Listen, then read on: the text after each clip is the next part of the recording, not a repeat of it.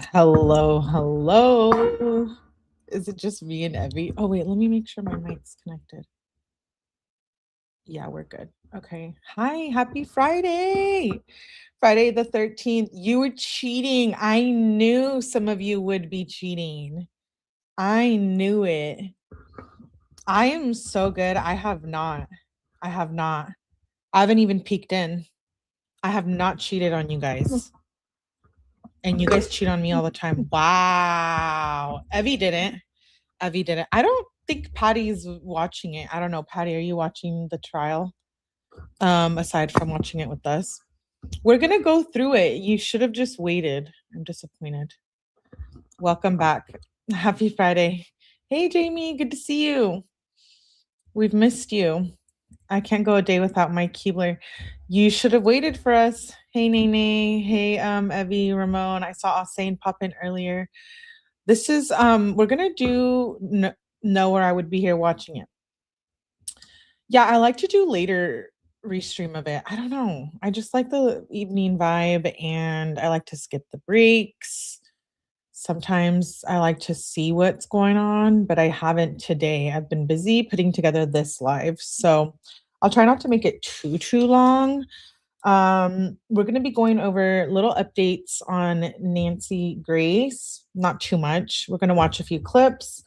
We are going to go over Kelsey Fitz Simmons. If you're not familiar with that case, I do have a playlist. Kelsey Fitz Simmons is the officer for North Andover officer who was shot by her coworker when she was experiencing postpartum depression and when they went to take her baby from her.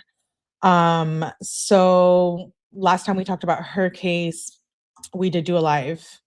There was, I believe, a hearing where they weren't going to do anything about her boyfriend or fiance at the time breaking into her house, if you guys remember.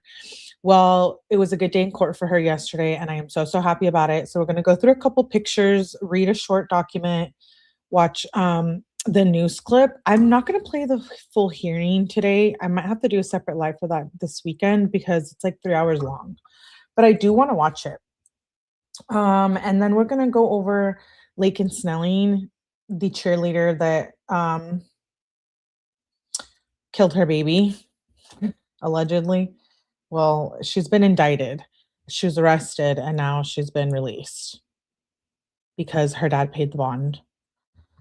So we'll go over her and then just a few things on the missing UFO research. William McCasslin, he's missing out of New Mexico. Yes, New Mexico. So lots of true crime. Let's get started with, I wanted to share this picture of Chelsea. This is Chelsea and Kelsey Fitz Simmons. I don't know why I said Chelsea. Kelsey Fitz Simmons, the officer I was just telling you about that was going through postpartum. She's here with her baby. Cute picture of them. I just wanted to show that. I'm really happy for her. Yeah. Oh, okay. And well, Jamie, I hope you're feeling better. We do have a Kenzie live later too. We have a couple of lives. I know, isn't she so pretty with her baby? Well, remember her fiance fought full custody. He's been a real jackass. He was caught breaking into her house. They weren't going to do anything about it. Well, worry no longer. Justin, her fiance, has now been put on leave as of today. And we wanted this. We wanted this for Kelsey. Kelsey should be reunited with her baby again. Let me fix my camera. I feel like it's too high. Let me show you guys that.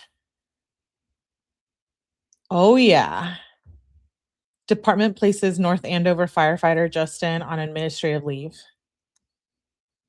So he was caught smoking pot in her backyard, Kenzie style with the bong. He's been doing a bunch of shady shit to Kelsey, and he's been saying that she's the unfit parent. How dare he? What a coward. What a coward. Well, I'm glad it's probably paid leave, but whatever. At least it's something, right? I'm being bitchy about it because I do not like him. Kelsey should be with her baby. She was going through I smoke in backyards. Yeah, Patty, but you're not trying to take, she doesn't want the baby to have anything to do with Kelsey. And that's messed up. She would never shoot her baby. That's not what she was trying to do, nor her coworker. So big win for Kelsey yesterday in court. Let me cross things off I'm going to show you guys a picture of him smoking. There's a video of him smoking. Which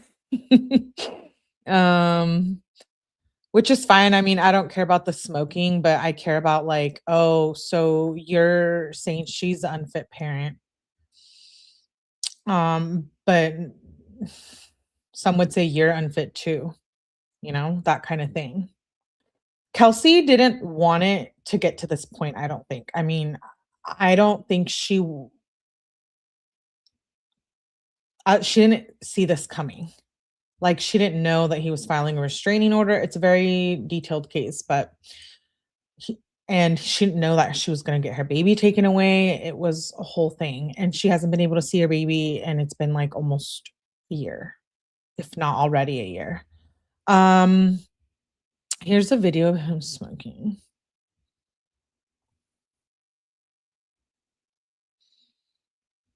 She didn't want it to turn into this, but she needs to fight for her baby, so she needed to turn in everything she had. And I don't blame her. She needs to be reunited with her baby.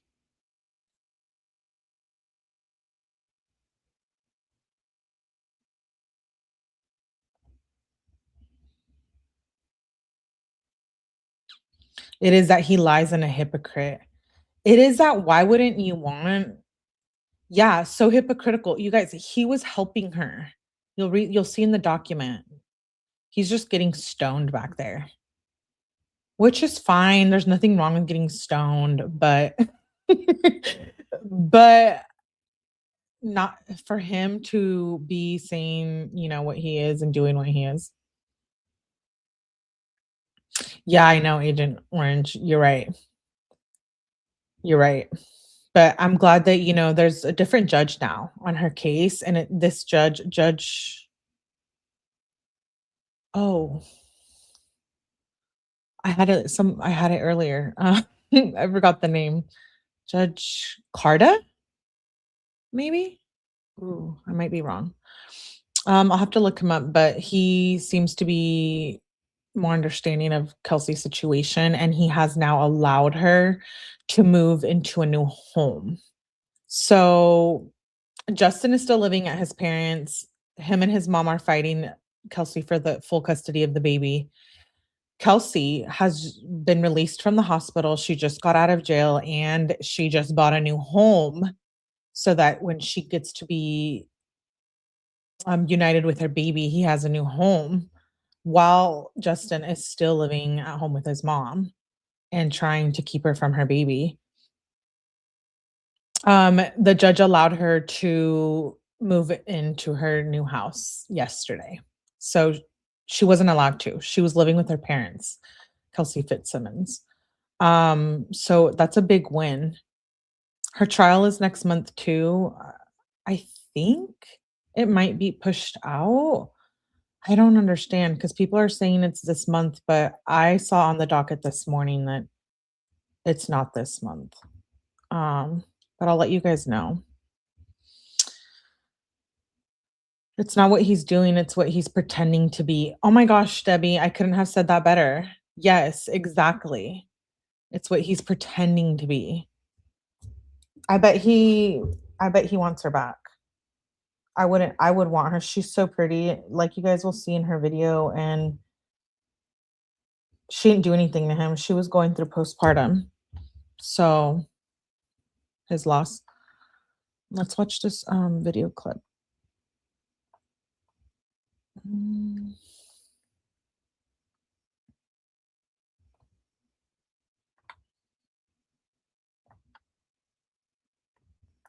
Was back in court today one more time before her trial kicks off. We learn more about what her defense may look like. We have team coverage tonight. We'll speak with NBC 10 political commentator Sue O'Connell in just a moment with the role that social media is playing in the case. But we begin with NBC 10's Robert Goulston live in Lawrence for us tonight. Robert, this case has quite a few turns to it so far.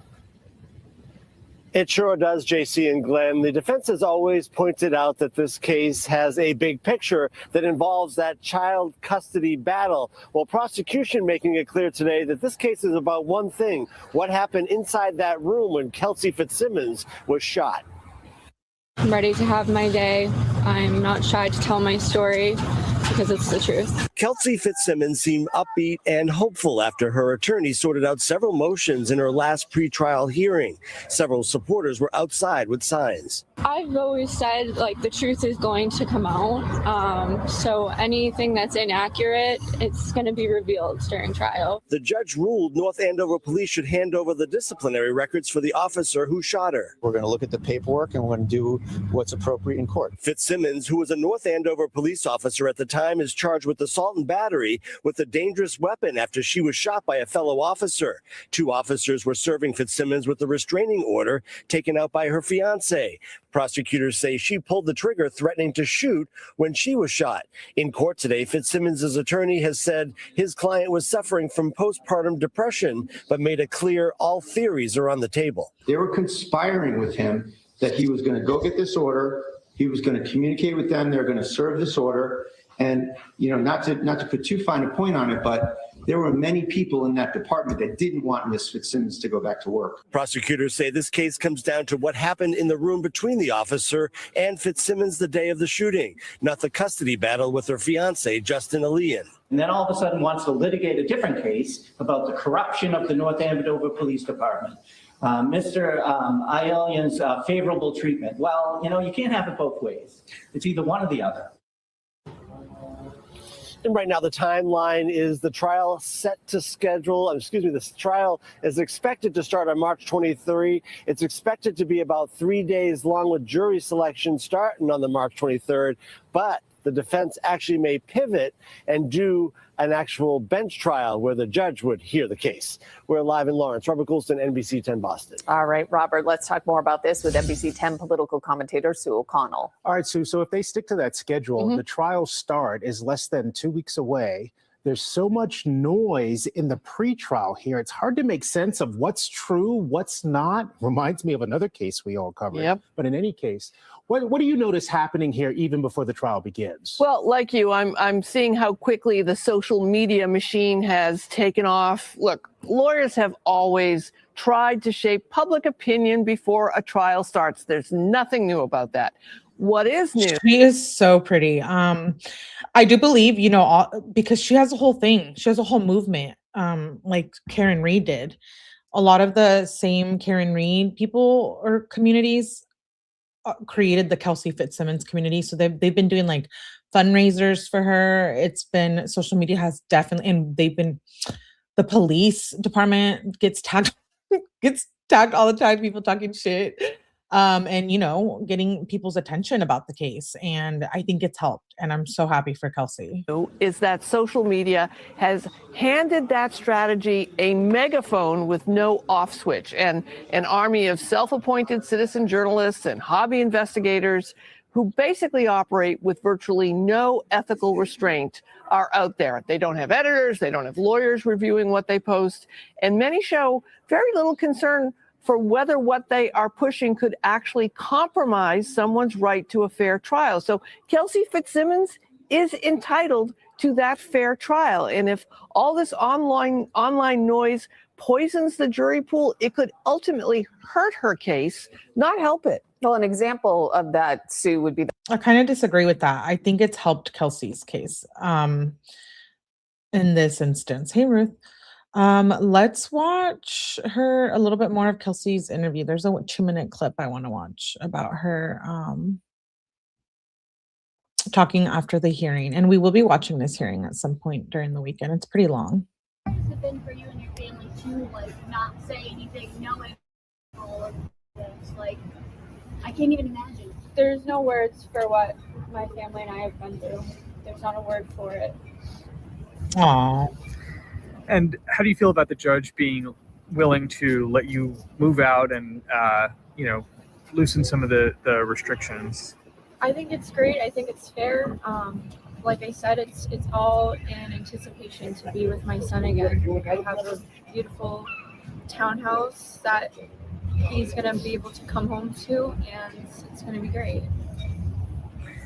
And how does it feel to know the trial is right around the corner and the dates are set in family court, to actually argue your case? I'm eager. I'm eager for that day.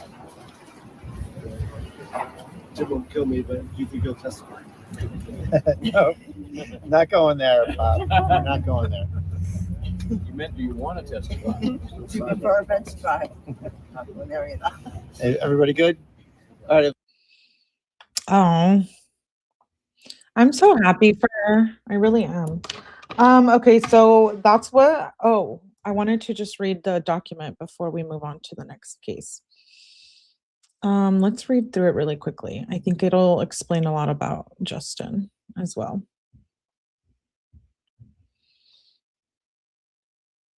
Okay, so here we have, it says, this was before her court date. So her court was yesterday, and this was on 3/11. And it says, I am the defendant in the above caption matter. Plaintiff is Justin, the father of the child. She says, I own the home solely and live individually. So she owned the home. Justin didn't have anything to do with that. She ended up selling the home on November 7th, 2025. It says, I have been our son's primary caregiver from his birth until June 30th, 2025, when Justin served a 209A on me in my own home. I took maternity leave to care for our son immediately after his birth, made the appointment for his pediatric visits, attended the same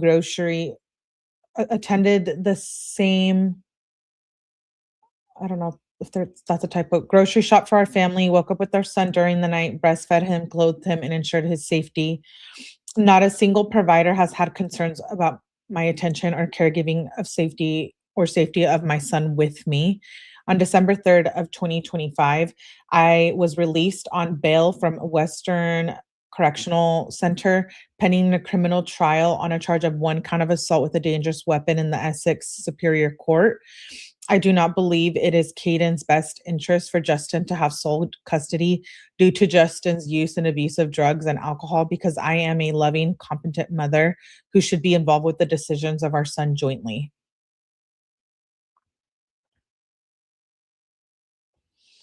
And then she says, I have witnessed Justin obtaining and snorting Adderall. In one such instance, on Christmas Eve 2024 at Justin's parents' house when I was pregnant with Caden, Justin obtained Adderall from his cousin Michael. I saw Justin snort the Adderall through a straw in the bathroom that connects to a kitchen where I was standing. Justin admitted to me that he obtains approximately 10 Adderall pills from his cousin Michael every time he sees them, which is approximately 5 times per year. I am prescribed Ativan to treat my anxiety on at least 15 occasions. Justin would take one of my prescription Ativan pills when he was hungover, as he believed it alleviated the symptoms of his hangover. I witnessed Justin taking acid the summer of 2024. Unbeknownst to me, Justin kept a tab of acid wrapped in tin foil in our refrigerator for months. On that occasion in 2024, when Justin was not working, I witnessed Justin remove the tin foil package from the fridge and put it in his mouth. Justin informed me that it was acid when I asked what he was doing. I have witnessed Justin smoking Mary Jane, and I have recently came across video surveillance where he smoked Mary Jane at our home. I found over 100 such videos. Oh, shit. Well, I don't know if they're going to think he's going to be fit. We may not judge him, but, the courts might. You know how they are. My dad always says they're never on our side, Melly. And I'm like, pretty much true. CPS requires both court orders on parents in order to have child release them. Plus, this guy abused his authority. Yep. It says, Justin told me that he believed in taking mushrooms when his brother Brendan in 2024, he took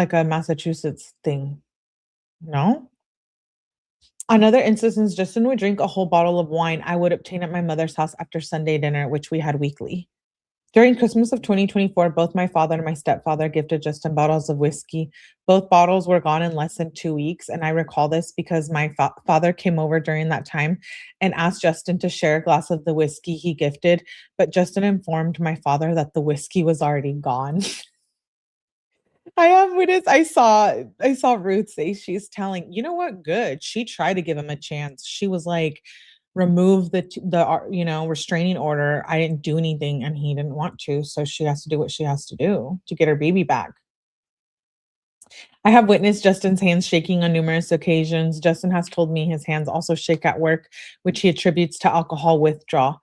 As a result, Justin has told me he often needs to drink the cooking wine at the firehouse in order to stop shaking. While I was pregnant with Katie, and Justin would drink to excess at every family event or get together we attended, including at our joint bachelorette event in Maine in June of 2025. At that event, Justin was intoxicated and kept drinking after I went upstairs to sleep. He refused to sleep to keep partying. We got into an argument stemming from the Justin wanting to do more drugs. I left hours later to go home without him. And he says that at that party that she got all crazy violent with him, I believe. I'm not sure about that, but I think. Or some summer party. On Mother's Day 2025, I took a video of Justin screaming at me while he was drunk. During the course of the day, and as a result of his excessive drinking, Justin fell in the shower, in the bedroom, and while walking up the stairs. Oh. Well, I don't know what to say, Justin. I'm disappointed in you, Justin. And I'm not sorry to hear that you were put on leave, Justin. Moving on. That's all the updates. As for Kelsey, I'll schedule a live so we could go through the hearing this weekend. Next, we're going to go over freaking Laken Snelling. Do you guys remember Laken Snelling? Let me pull the post. Sorry, there's a lot out here, so bear with me, okay? I never claimed to be perfect. I know I'm being dramatic. Okay, so she was indicted. She was indicted, arrested, bailed out by her dad, $10,000 bond. I'm so disappointed. Let's see. Okay, so this is the recent indictment paper. Manslaughter, first degree, abuse of corpse, tampering with physical evidence, concealing the birth of an infant. So I'll give you guys a background. Yes, Alicia, I was just gonna say hello. Yes, she's a cheerleader who don't get confused, okay? There's a 𝗍𝗲𝗃𝗍𝗃, which we don't like either. But this is a different one from, I believe, Kentucky. She had her baby in her bedroom and then put the baby in a trash bag in the closet, I believe. We'll get through the basic details in a second. So it says, on or about the 27th day of August 2025 in Fayette County, Kentucky, the above named defendant committed the offense of manslaughter, first degree, when with the intent to cause serious physical to the infant. She caused the death of the infant, or with the intent to cause the death of the infant under circumstances which do not constitute murder because she acted under the influence of extreme emotional disturbance or through circumstance not otherwise constituting the offense of murder. She intentionally abused the infant and thereby caused a person under the age of 12 or less, or who is physically helpless or mentally helpless. Count 2. Abuse of a corpse when expect as authorized by law, as she intentionally treated a corpse in a way that would outrage ordinary family sensibilities. Count 3.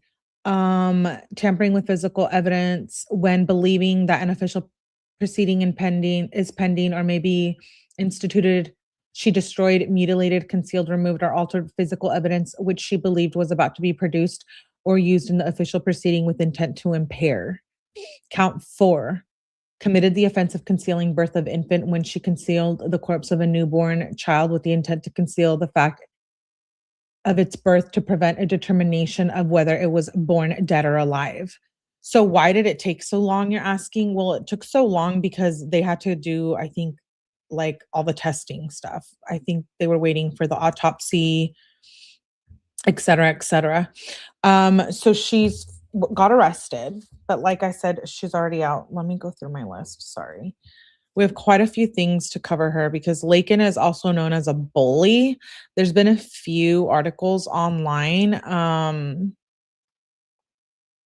that say that she's a bully. Sorry, let me find the post. Bear with me while I pull it up.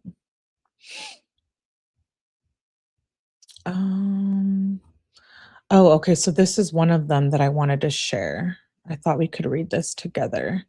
So this right here is all on X by a girl named Rose, and it says, acting on the information received, affiant conducted the following independent investigation. This is part of the affidavit, I believe. Numerous detectives conducted interviews with all of Miss Snelling's roommate. Your affiant spoke to Redacted, who told me that in the morning, living at Redacted are in a Snapchat group text together the trap at park. In the 4 a.m. hour of August 27th, one of the roommates sent a message in the group chat stating she heard loud noises that sounded like something had fallen. Another roommate stated she heard the noises too, and that whatever caused them was so forceful it knocked a picture off her wall. One roommate stated the noises lasted for approximately an hour. At 8:48 a.m., Miss Snelling sent a text to the group chat stating that the noises were caused by her passing out. She told the group she had not been feeling well and had not eaten and had fainted as a result. Miss Snelling then informed the group chat that she was going to be seen by a doctor. Curious as to Miss Snelling's story, the roommates entered Miss Snelling's roommate in an attempt to locate the source of the loud noise. In the room, they found a blood-soaked towel on the floor and a plastic bag containing evidence of childbirth. They looked in Miss Snelling's closet and located the deceased newborn baby placed in bags. The newborn appeared to be a full-term baby. Redacted told me that all the occupants of the residence had suspicions that Miss Snelling was pregnant, but never confirmed it with her. Given that Miss Snelling used Snapchat to communicate amongst her roommates, it is your affiant's belief that a search of Miss Snelling's Snapchat account will preserve the messages sent to the group chat, along with any messages or communications she sent to others, detailing knowledge of her pregnancy from conception until delivery. What is wrong with these girls? 𝗍𝗲𝗃𝗍 and Laken Snelling. Why get pregnant? Why are you hiding it? Your family obviously knows. I don't believe 𝗍𝗲𝗃𝗍's mom knew, and I don't like her either. But I mean, adoption, I mean, you don't have to suffocate and kill your baby. I'm just really confused about what's going on here. And how are you going to tell me that she didn't know she was pregnant? Look at this picture, guys. I'm appalled.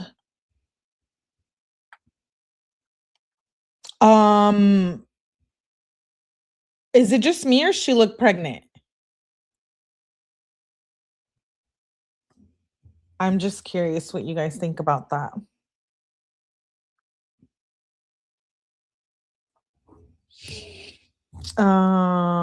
So yeah, as that article says, which I also did save, TMZ posted about it as well this morning. So yeah, Snapchat has now been subpoenaed for cops request a warrant to search through Laken Snelling's Snapchat. So yeah, she could have, exactly, Agent Orient. There's fire stations to drop off newborn babies. Yeah, and then there's family members, there's hospitals, fire stations, police, sheriff's departments, police stations. There's churches. I think some churches, I don't know that they accept it, but I know it's happened before. That was on 𝗍𝗲𝗹𝗆𝗆𝗆𝗍𝗃𝗍 X. So I thought I would share that because I had disappeared because it's crazy to me.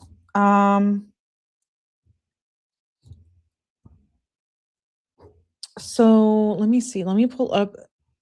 That was the update with her. Oh, here's the mugshot. I figured I'd show you guys the mugshot really quick.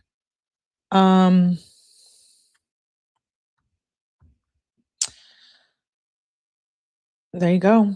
She was indicted on first-degree manslaughter charge, and then because the baby was determined, the infant died. So they were waiting on results, and freaking the baby was alive, and she suffocated the baby. Now she's walking the streets like she ain't do nothing wrong. I'm very disappointed here. There is birth control. I don't know what the law is on abortions, and I don't push those, but like, was that an option? And like all the other ones we named, I don't know, but you didn't have to kill the baby. Yeah, I don't get what. And then we really do have 𝗍𝗲𝗃𝗍 too, which kind of almost did the same thing. Put the baby in the trash bag at the hospital, and that psycho was in the hospital. Like, literally, she could have just said, I don't want the baby.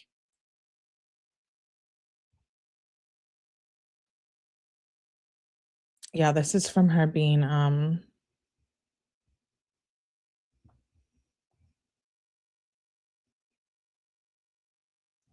okay, so this is the backstory. A 21-year-old University of Kentucky identified as Laken Snelling is facing charges concealing the birth of an infant, tampering with evidence, and abuse of corpse after roommates found a deceased newborn in her closet. At 10:34 a.m. on August 27th, police responded to Snelling's residence after her roommates, suspicious about her pregnancy, entered her room and discovered blood-soaked towels and a bag containing the deceased newborn, as they described as cold to the touch. It was a little baby boy. Psycho. According to the records previously posted, Snelling told police she gave birth around 4 a.m. on August 27th. How do you give birth in your bedroom? Is that even safe? I mean, I'm sure people back in, the day probably did it. It's very natural, probably, but geez. She claimed the baby fell to the floor and she didn't think he was breathing or alive. Around the same time, one of the roommates messaged in the group chat that she had heard a loud noise. Another roommate told police the noises lasted about an hour. Snelling told the police that she was awake for around 30 minutes after giving birth before falling on top of the baby. When she woke up, she got up and noticed that the baby was turning blue and purple. She said she believed him to be dead and wrapped up the baby like a burrito and laid next to it because it gave her a little comfort in the moment, the affidavit states.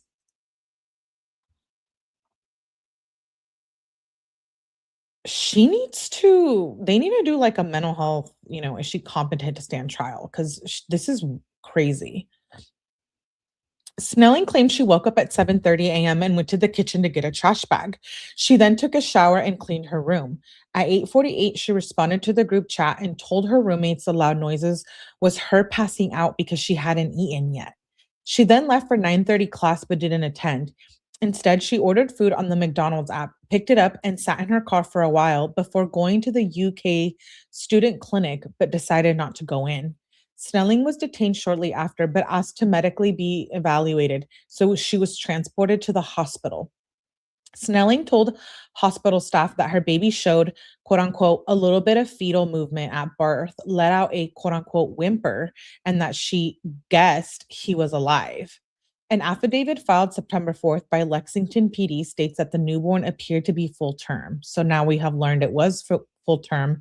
It was a baby boy and he did breathe and he was alive when he came out of her. Search warrants affidavits filed September 4th and 8th show investigators seized her phone and saw access to her Snapchat, Instagram, Facebook, and a shared iCloud account with her mother. Police reported finding deleted photos of Snelling during labor, searches related to pregnancy, and evidence of what they described as a concealed pregnancy. Investigators said the deletions appeared to be an attempt to hide the birth. So she was sitting there giving birth in her room and she was taking selfies, guys. Like on the Snapchat. My aunt gave birth in the bathroom twice. Oh, well, that's wild. I don't know if in every state you can walk into a firehouse. Don't have to give your name or anything. Just drop them off. Yeah, this is pretty wild. Snelling posted a $100,000 bond and has been living with her father in Tennessee. So she posted this bond back then, and she was initially, no, this is the one from today, my bad. She hadn't been arrested back then. She now just got arrested for the first time. She was initially, I believe, right? Or did they just say they arrested her there too? Oh yeah, she was detained, but she went to the hospital. Okay, so twice she was arrested. And has been living with her father. She was initially able to go between his house and her mom's, but that was later stopped. While serving this home incarceration, she doesn't have to wear GPS monitoring. Shortly after bonding out, she withdrew from the University of Kentucky. She would have graduated May 2026. An autopsy performed on her newborn son came back inconclusive, so the cause and manner of death has yet to be determined. A statement given by the medical examiner stated extensive microscopic analysis will need to be done. The results are still pending. At a hearing in September 5th, Snelling waived her right to a preliminary hearing, and the case was sent to a grand jury. On March 10th, a Fayette County grand jury indicted Snelling on first-degree manslaughter, along with additional charges of abuse of a corpse, tampering with physical evidence, and concealing the birth of an infant. The manslaughter indictment came after the Kentucky Medical Examiner's Office determined the baby was born alive and died from asphyxia by undetermined means. If convicted of first-degree manslaughter in Kentucky, Snelling could face significant prison time, as the charge is also considered a Class B felony, which carries a potential sentence of 10 to 20 years. How crazy that we did, we did, was it yesterday? We did Tiffany Lucas. Yeah, and she was from Kentucky too. So, yeah, I don't get it. No, she should be in jail. I can't believe that she's out again. I mean, I can, because her dad bailed her out. But okay, I thought this was interesting because it kind of does show a little bit of who Laken is. There's this post here, and that post I just read was by 𝗵𝗵𝗵𝗶𝗽 on X. This one is from Legacy, and it says the allegations aren't new, but wanted to share it anyways. Former classmate accuses Laken Snelling of being a serial bully. Disturbing allegations have surfaced from multiple former classmates of Laken Snelling. She is being described by ex-peers from her Tennessee hometown as an appearance-obsessed serial bully who allegedly tormented classmates for years. One of the strongest accounts comes from Sydney, 20 years old, who told the Daily Mail that Laken Snelling routinely lashed out at others due to her anger issues. According to Kite, her own sister was amongst those who was targeted. Quote unquote, while in high school, she tried to run over one of my closest friends with her Jeep. The bullying got so bad, my friend had to be pulled out of school and transferred to another because Laken had taken it so far. Sydney further complained that Snelling's harassment didn't end when the victims changed schools. Instead, she allegedly continued with cyberbullying, sending harassment text messages, and creating mocking TikToks and social media posts. Sydney describes Snelling as obsessed with popularity, appearance, and attention, saying, if you don't have a certain amount of time, money, or popularity, you weren't in her circle. She was obsessed with being very thin, wearing tight clothes, and always wanted attention. She also recounted confrontations in school bathrooms where Laken Snelling would reportedly corner and intimidate other students. Despite complaints from her parents, Kite said little was ever done. Other locals have echoed these accusations. A girl named Jennifer, writing on Facebook, called Laken Snelling a bully who always treated my kids like trash in school and many others. She also alleged that Laken once tried to run over a student, forcing that child to transfer schools, which is what we had just heard. Another anonymous commentator commenter added, I didn't know her personally, but everyone knew she was the mean girl. Police records state she admitted to concealing the birth of her baby. Oh yeah, you guys know that now.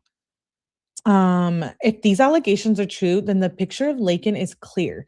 The very definition of a mean girl, someone who thrives on cruelty, obsessed with looks and status, and entitled enough to believe the rules don't apply to her.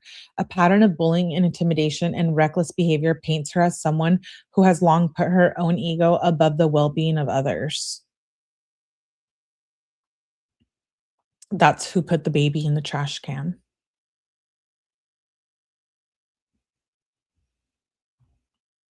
Or in the closet. Sorry, I'm thinking of 𝗝𝗲𝗵𝗆𝗆. Oh my gosh. It's devastating that I can't keep up with girls who kill their baby. Get pregnant, keep it from their family in the public, and then kill their baby brutally. I don't understand. I don't think we're supposed to understand because we wouldn't do that stuff, but R.I.P. baby boy, R.I.P. I wanted to just maybe watch a little bit of Law and Crimes, maybe like 10 minutes, and then you guys can go over there and support. I wanted to watch a little bit of it. They did a segment on Laken Snelling. Beauty queen cheerleader is what she calls herself. More like murder. Apartment, allegedly letting the baby die, then disposing of the body and ordering McDonald's. She's now facing more serious charges in this case, and that could mean decades in prison. We're on the case presented by Law and Crime. I'm Chris Stewart. Promo has made the case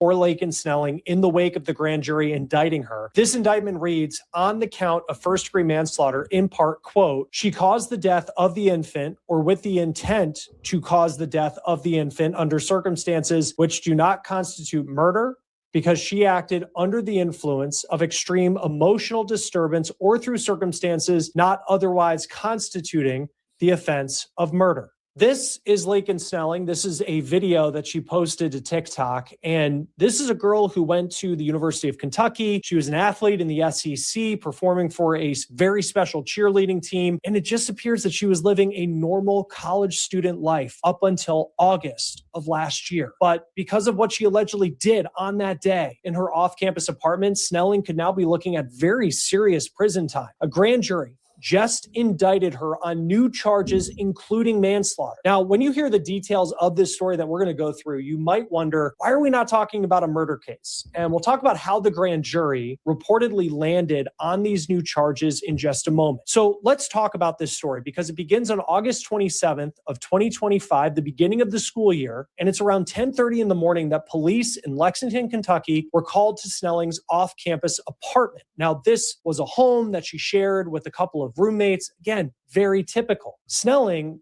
was someone who had a lot going for her. Not only a student at the University of Kentucky, she was a varsity athlete. Now, when you think of varsity athletes at UK, and we were talking about the SEC, incredibly competitive, very talented people on these teams. And you have to be really talented to be a member of the Wildcats stunt cheerleading team. Now, this is not like the type of team you see on the sidelines at football games. This is a team that competes, does a lot of acrobatics. You have to be very talented and very brave to be a member of a team like this. Snelling withdrew from school after her arrest, and she's no longer a member of that team. And we'll talk about what happened in that off-campus apartment. But on the cheerleading note, just to give you an idea of what we're talking about, this is a screen grab of the Wildcats competing. We found this on FlowCheer on YouTube, this video from April 2025. And according to court documents, law enforcement believe that the baby that we're talking about, the victim in this case, was born full term. So if this is from April 2025, Snelling taking part in the team, she was very much pregnant, considering she gave birth in late August. Now, as we dive into the details of this case, there is that question that still remains.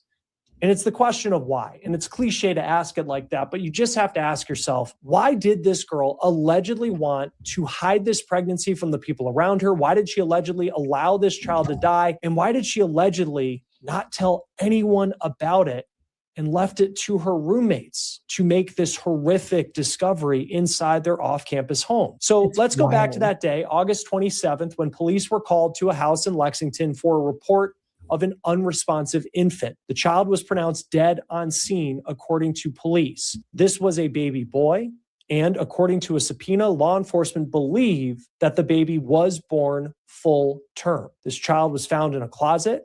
There's an arrest citation that says the infant was wrapped in a towel inside of a black trash bag. The citation reportedly says that Laken Snelling was read her rights, and she allegedly admitted that she gave birth to that child. And then she allegedly said that she concealed the birth by cleaning evidence and putting all the cleaning items inside a black trash bag, along with the body of the infant, who was wrapped in a towel. Now, the autopsy in this case could be incredibly damning to Laken Snelling's defense. According to People, the autopsy showed that the baby was allegedly born alive and died of asphyxia by undetermined means. There's also court documents that the student newspaper at UK, it's called the Kentucky Colonel, they were able to get those documents that reveal what Snelling told police after she gave birth around 4 o'clock in the morning on that day in August. She told officers that she didn't think the baby was breathing or alive, according to the student newspaper. And she also said that she was awake for about a half hour. She then fell asleep on top of the baby. And when she woke up, the baby had turned blue and purple. And Snelling reportedly said that she did not think the baby was alive.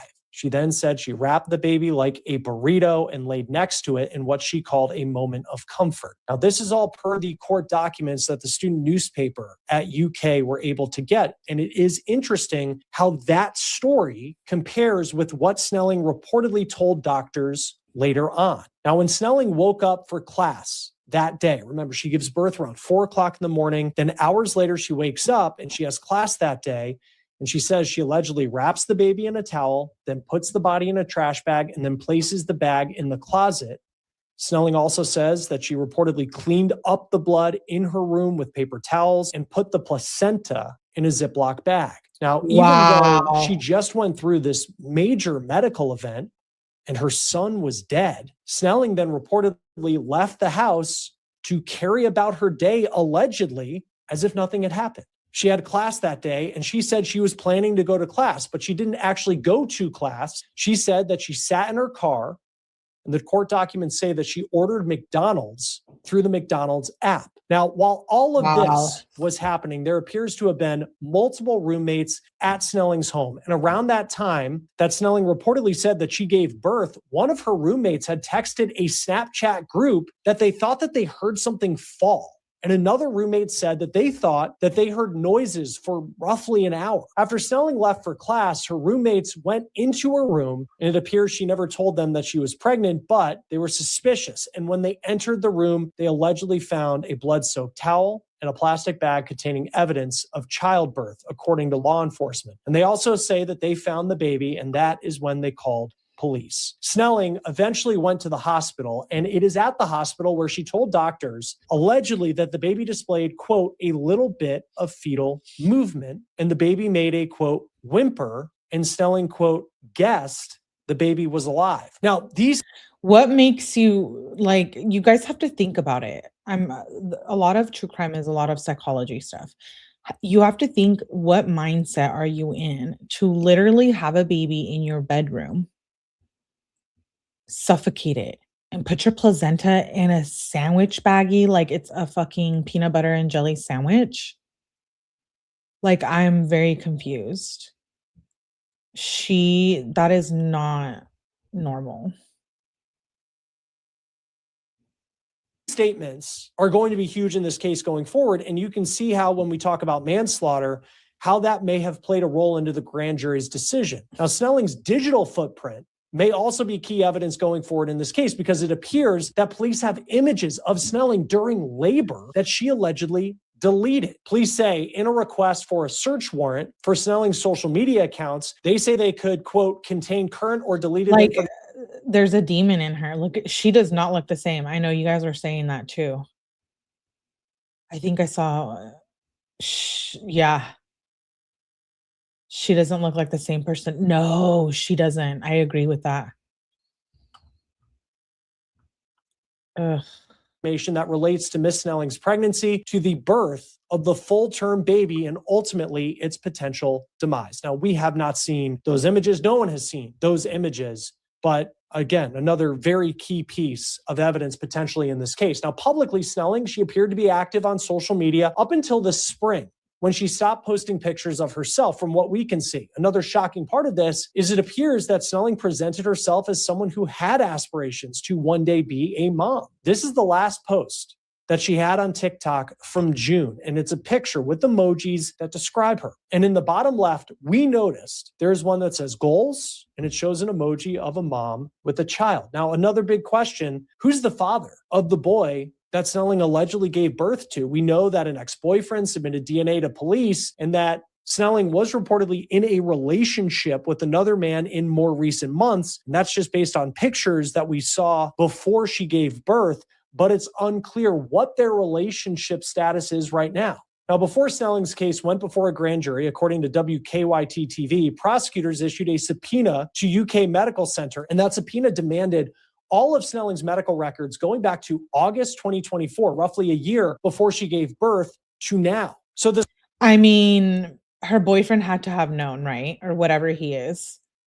And I don't know, part of me thinks that he's guys like who do this and they know about, if they know that they're keeping the baby from, from anyone from finding out and stuff, and they don't report it, I think there should be some accountability. This arrest warrant, we've learned, has been issued for Laken Snelling in the wake of the grand jury indicting her, and the fact that she is now facing this first-degree manslaughter charge, among other charges. Prior to today, Snelling's bond was set at $100,000, and she posted that. She's been on house arrest since her arrest last year. A judge at the end of 2025 did tweak her bond conditions. She has been wearing an electronic monitoring device while on house arrest, and she also, the judge ruled, can only be on house arrest at one location, opposed to splitting time between her mom and her dad's house. She reportedly has been staying at her dad's house in Tennessee, but with the news of this arrest warrant, that potentially could be changing. Now, the grand jury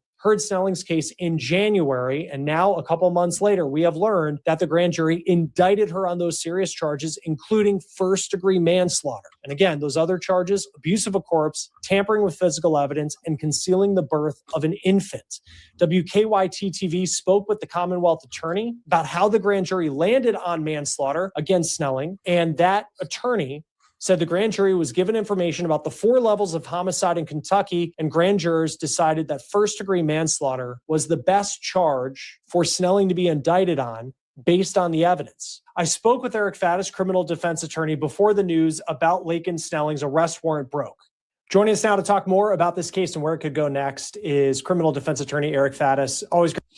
You guys can go and listen to the rest of that segment on law and crime. For fair use purposes, I'll only share the main points of it.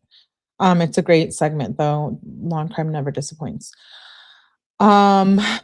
Crazy, right? Absolutely crazy. She has a really bad image now. I worry that she's out on bond, and if she's not like mentally well, like what if she tries something against herself, you know?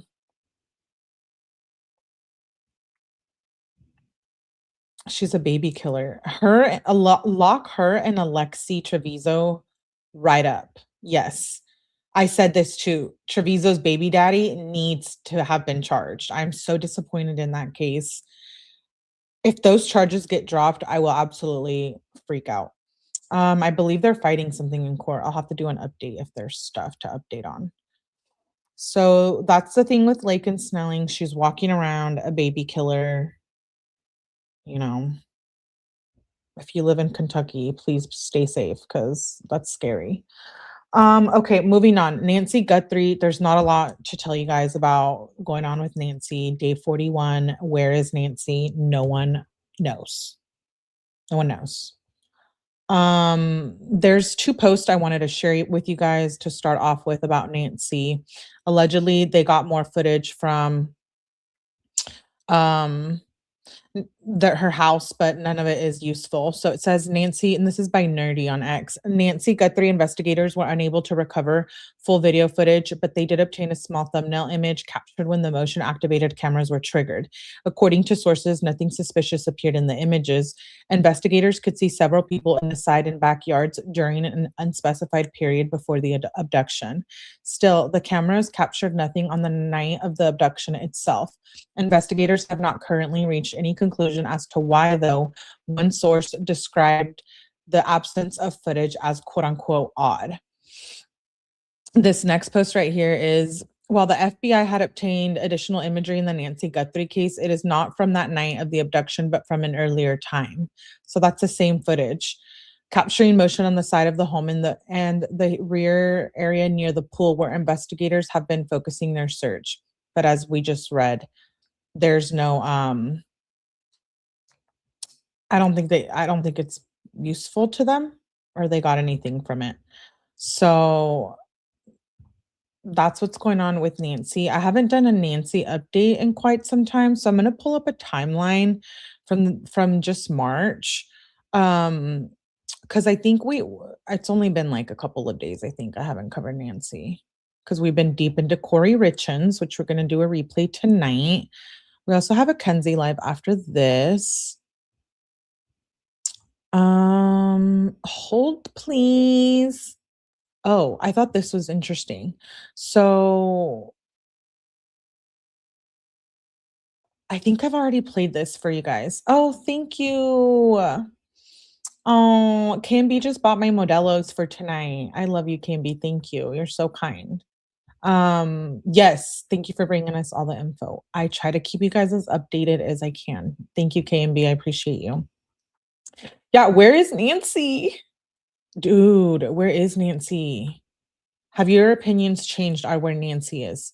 Let me know in the chat and in the comments. Okay, so this clip I found, because you know I'm deep into the Epstein files. I will be doing Epstein lives this weekend. Jennifer was 14 when Epstein began abusing her. He knew very well my age. I don't think he cared.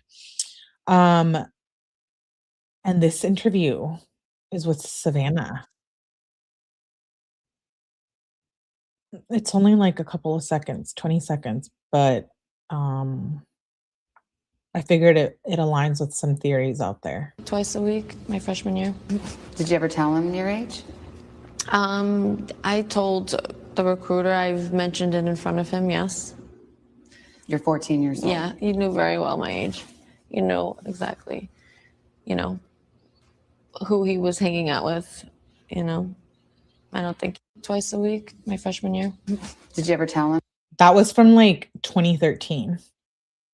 I'm sure we could find the full interview on the tube.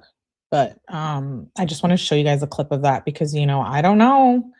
I don't know. Could it be Epstein related? I mean, no one can find Nancy, not the FBI. I mean, they can go get presidents and politicians in other countries, but they can't find Nancy Guthrie here. Timeline, and then we'll get into another juicy clip with Megyn Kelly. Timeline. Okay, so let's start March 2nd, 2026. I don't think it's connected. Nope. Okay, so do we think it's a professional? Cree's opinion says she's with the Lord above. Do you guys still think it's someone in the family, which I'm going to touch on in a second because there's drama concerning that, or just a random person, not a professional, someone trying to rob Nancy, I guess, because they didn't take anything from her house.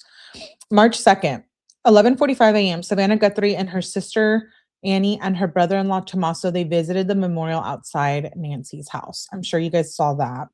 That was on March 2nd. March 3rd, the Pima County Sheriff's did an interview with NBC. Quote unquote, I think the investigators are definitely closer to finding Nancy Guthrie's suspect. Says new video of a car 2.5 miles away has not been identified, and they're looking at hundreds of thousands of other vehicles. Says backpack may not have been purchased at Walmart, could have been purchased secondhand. Quote unquote, we have information on this case that we think is going to lead us to solving this case, but it takes time. March 4th, Pima County Sheriff Chris Nanos announced that the DNA recovered from a glove discarded approximately 2.5 from Nancy's house was traced to a restaurant employee who works in the nearby area. According to the sheriff, investigators determined the individual was not connected to Nancy's disappearance. The sheriff stated that the finding eliminated the glove as evidence linked to the suspect and emphasized that investigators continue to analyze additional evidence collected during the investigation. Law enforcement confirms that the individual whose DNA was identified had a legitimate explanation for the presence of the glove in the area. March 5th, FBI agents go back to Nancy's house. They talk to more neighbors. Pima County Nanos, the sheriff, provided an update on the investigation during a media interview as the case searched approximately day 33 since Nancy's disappearance. We're on day 41 now. Sheriff Nanos stated investigators are analyzing multiple forms of evidence and emphasized the investigation is not limited to digital data. He explained that the evidence being reviewed includes forensic evidence, cell phone analysis, and possible cell tower data. The FBI. Nanos confirmed investigators continue to work with FBI and the crime lab to analyze evidence connected to the case. We already talked about the gloves. Nanos also addressed a report of a 911 call involving a woman allegedly screaming for a vehicle the night Nancy disappeared. He confirmed investigators located and interviewed the individuals involved and determined it was a domestic violent incident unrelated to the Nancy case. March 10th, the Pima County Sheriff's Department confirms investigators still have the blue Honda CRV belonging to Annie and Tommaso. So they've had Annie's car for this whole time, basically. Why? Why haven't they gave it back? What's going on? I think a non-professional would have left a body or a mess. Seems organized. I think it's very organized. It doesn't seem like it because of the basic person just walking up to the camera, to the door, but they really can't find anything. And why don't they give them back their car? If they're not, considered like suspects or persons of interest. The vehicle impounded in February during the investigation into Nancy's disappearance was impounded. Authorities have said the couple is not considered suspects, but the car has remained in custody. Pimas County says we're still in the process of returning the vehicle back to the family. March 12th, yesterday's the most recent update. Pima County Sheriff's Department provided a public update on the investigation and the disappearance of Nancy Guthrie during a televised interview. We're going to watch that in a second. The sheriff stated investigators now believe they likely understand the motive behind the crime, though the specific motive is not being disclosed. So apparently they know the motive. They don't know where she at, but they know the motive. The sheriff said investigators believe the incident was targeted, but emphasize they're not completely certain. The sheriff states, absolutely. We believe we know why he did this, and we believe we know that it was targeted, but we can't say 100% sure of that. So it would be silly to tell people, yeah, don't worry about it. You're not his target. Don't think for a minute that because it happened to the Guthrie family, you're safe. No, keep your wits about you.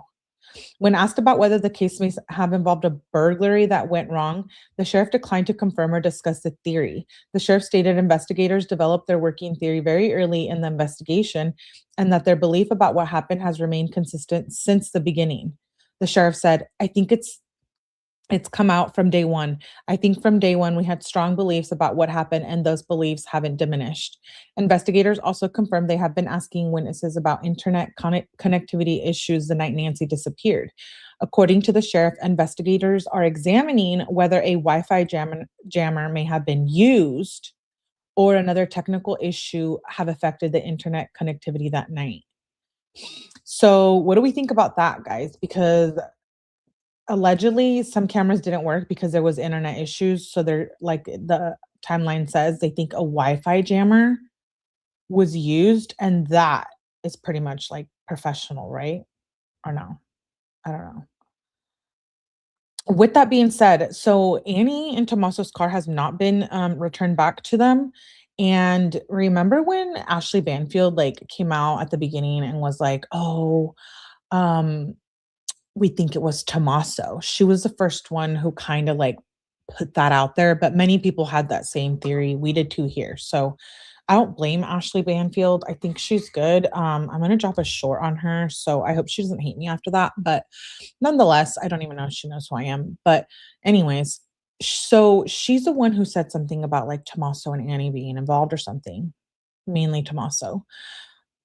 Well, both of them pretty much. But anyways, so allegedly, like the Guthrie family in Savannah is very disappointed and upset about those comments. And allegedly there was like rumor of like a lawsuit. So Ashley Banfield, girl, if you get sued by the Guthries, no bueno. No bueno. Let's watch News Nation, a clip of Jessie. It's a 7-minute clip. And then we're going to watch a clip of Megyn Kelly where she's talking about the Guthries wanting to sue Ashley Banfield, allegedly. So it's a mess, guys. It's a mess. Where's Nancy? R.I.P. Nancy. Days since 84-year-old Nancy Guthrie went missing from her Arizona home. And while we still haven't learned who allegedly kidnapped Today's Show host Savannah Guthrie's mother, we have learned something else. We have learned a pretty astounding revelation about another case that you're probably familiar with and may now relate to what we're talking about, because it turns out News Nation viewers aren't the only ones who think that Brian Enton's reporting is top-notch, because apparently quadruple murderer Bryan Kohberger is also a fan of our intrepid reporter. You see, Kohberger was apparently watching videos of Enton covering his case before he was ever arrested for the brutal murders of 4 college students, which I gotta say, more than a little frightening, right? But it does raise an interesting question. Could Nancy Guthrie's alleged kidnapper also be watching Enton's coverage of this crime? He's been on the leading edge of every new development, so it would make sense that whoever took Nancy has been following him in hopes of maybe staying ahead of investigators, right? Joining me now for more on this revelation, this strange revelation, is News Nation senior national correspondent Brian Enton. Brian, my gosh, how did you learn that 𝗠𝗲𝗺𝗃 was following you? Yeah, I mean, look, it is kind of creepy to think about. I guess I wasn't that surprised, but the way I learned about it is because remember the digital forensic experts who went through his phone to get ready for trial with Celebrate. They actually told me like, hey, just so you know, he was watching your videos. He was following your reporting, and they actually sent me a screen grab. You know, they used the software to pull. Which absolutely, we did say this before, where like whoever has Nancy, they're watching all of it. All of it, I think, on the TVs, on the internets, on the YouTubes. The information off of his phone, and there was me, a picture of me doing one of my videos. This is it. That We're one showing there. it That right was here. one of- Yeah, that was one of the ones that they sent me. And I haven't really talked much about it. I found this out months ago, just because, I don't know, I guess I maybe tried to put it out of my head. It just kind of creeped me out. But again, I mean, I guess I'm not that surprised, considering much like with Nancy Guthrie, I was there for months. I was outside the house every day. I was covering every little update. And I've been doing the same thing here. So I guess, you know, you just kind of have to assume whoever did it is probably, you know, trying to take in all the coverage. So now that thinking about it, processing it, how does it make you feel knowing he's watching your coverage? Yeah, I mean, like, again, I think I just try to block it out. I mean, I just try to focus on the job and obviously just getting the facts every day and reporting. And I think if I thought about it too much, it would probably just like freak me out too much. So I think maybe that's why I haven't talked about the 𝗠𝗲𝗃 thing until now, just because I didn't want to think about it much. And the same kind of thing with whoever did this to Nancy Guthrie. There is some new information I found out today, though, Jesse, that kind of relates with Nancy Guthrie. You know, the sheriff did a new interview today and said, he was asked specifically, do you think that this suspect could strike again? And he responded, absolutely, which is not something that I was expecting him to say. We're outside his office right now here in 𝗵𝗻 County. And he did follow up and say, we still believe that it was targeted, but we can't say that 100%. So that was also just kind of troubling to hear him say. I mean, he literally said absolutely when he was asked if the suspect could strike again.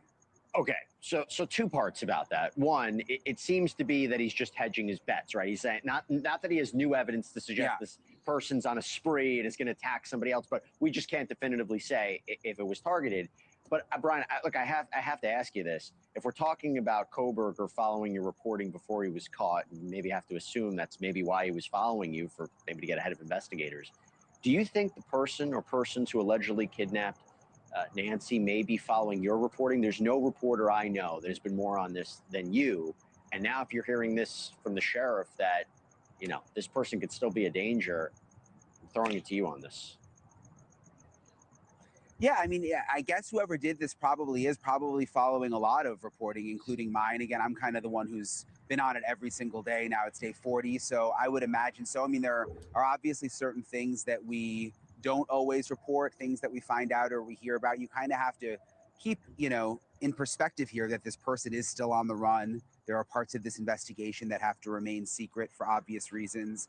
But it's a strange sort of component of this whole thing to think about. I mean, you've been doing crime reporting for probably almost or as long as I have. I mean, I think it's just a reality that we have to deal with. I mean, these people are probably watching us, and it was like I said, I wasn't totally surprised when I found out that 𝗠𝗲𝗃 was, but to see the actual screen grabs of the videos was a little like, oh my gosh. Let me tell you something. If he went to trial, you could have been a piece of the evidence, because it would have shown consciousness of guilt. Why is he looking so much into the reporting about this quadruple homicide, right? I mean, that would have been, maybe you might have been a part of that, a piece of that evidence, just to let you know. Speaking of the Guthrie case, just for a second, what is the latest on the ground there? Have you been able to look at a little bit more about the search warrant? Oh, I love both of these guys, Jesse and Brian. What can you tell us? Yeah, we've been trying to get the search warrants because let's not forget about those two big events. I mean, right on your show, we were there that one night, the two big raids. I mean, there was the one in Rio Rico near Mexico, and then there was the one 2 miles from Nancy Guthrie's house, and there were search warrants. Unfortunately, we still haven't been able to get our hands on them. They are sealed from what we can tell. You know, this is all still active. They haven't officially said like anybody's been cleared at this point except for the Guthrie family, but we've been trying to get them because again, I think it would just be so interesting to find out what led them to those two people and those addresses, yet they still haven't made any arrests. you know, was it cell phone data? What have they been looking into behind the scenes? But we haven't been able to get them yet, Jesse. I heard there's been talk about this video of Nancy in her bedroom. What can you tell us more about that? Oh.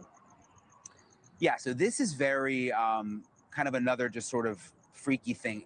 There's this Today Show video. It's from 2013, Jesse. It's another segment that Savannah did with her mom that no one had really seen until yesterday. It sort of surfaced again. But this segment was actually inside Nancy Guthrie's bedroom. So they had a live shot set up in her bedroom. Savannah was back in the studio talking. That's how much Nancy was on TV. They had videos of, they went and did like little segments at Nancy's house. Her mom in her bedroom, and she was showing Savannah and her viewers basically how to make a bed. This is how I taught Savannah how to make a bed. I make it so perfectly. And her mom came across just really sweet. I mean, it broke your heart to see the video and think about where we're at now. But it was also just strange because it was inside her bedroom. I mean, you could see the window, you could see the bed, you could see what it was like inside her bedroom. And again, knowing what we know now that she was taken from her bedroom, you know, it's really sad to think about. And it could have given the person or persons who allegedly took her an idea, mapping out of what the house looked like, what that room looked like. And that's just very, very unfortunate to think about, because it's impossible to know that you were filming what is a nice segment that potentially could have been used by someone to harm her. Brian, listen, thank you so much for coming on. Yeah, they're great journalists.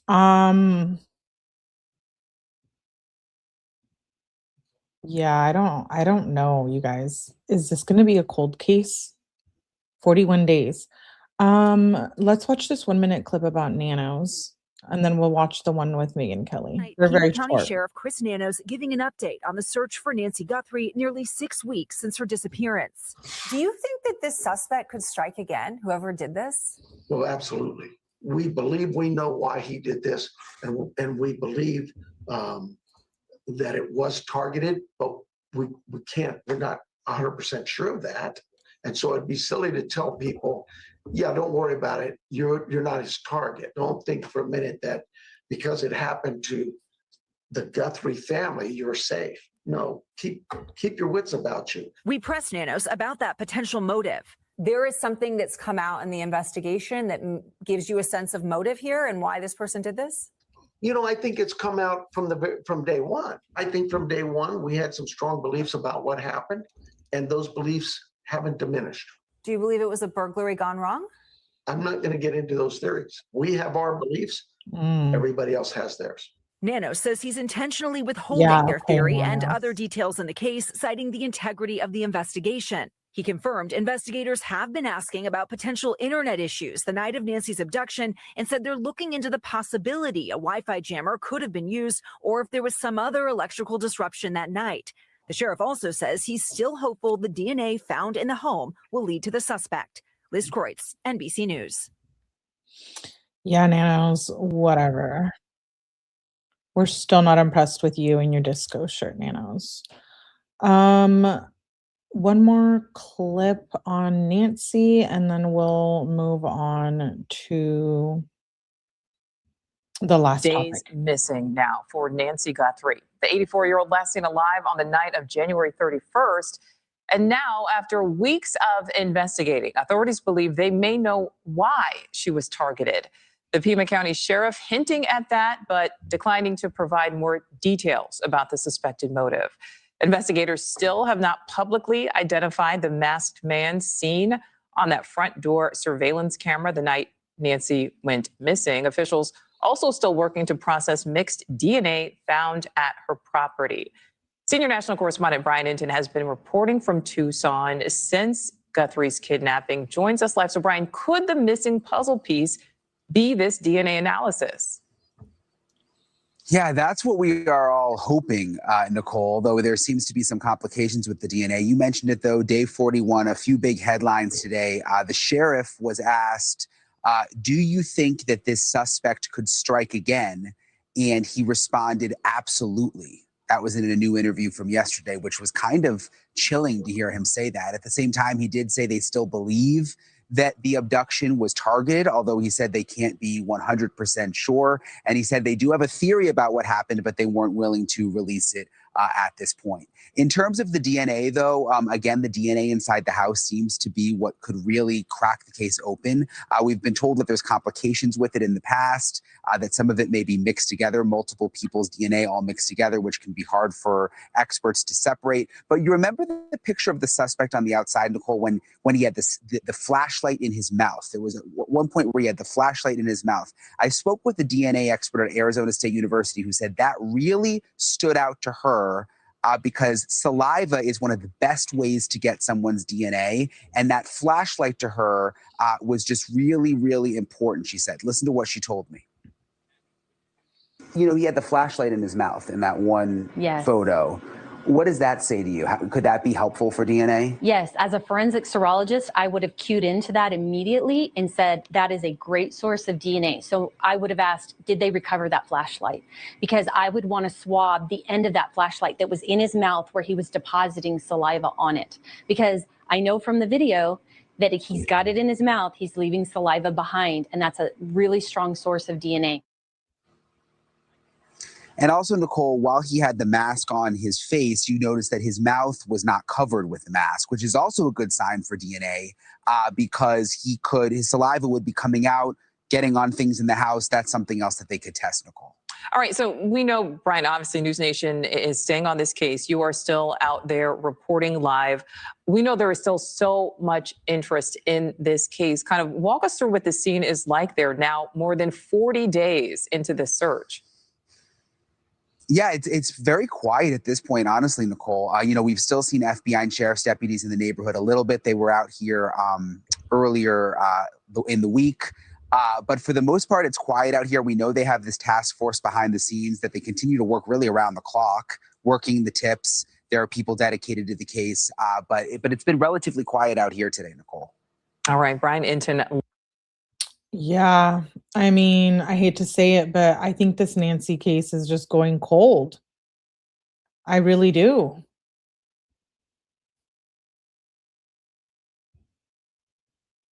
Nanos basically tells us nothing because he's botched the investigation and doesn't know what happened and can't admit it. I agree. 𝗠𝗲𝗹𝗆𝗆. It's good to see you. Okay, so remember how I mentioned that the Guthrie family is not very happy about Ashley Banfield's comment? Let's watch Megyn Kelly. It's a couple minutes only. She talks about that. Rob Schuster, who's a British American celebrity reporter and royal insider. He's a frequent guest of The Nerve and our pal Maureen, and he hosts his own show called Naughty But Nice.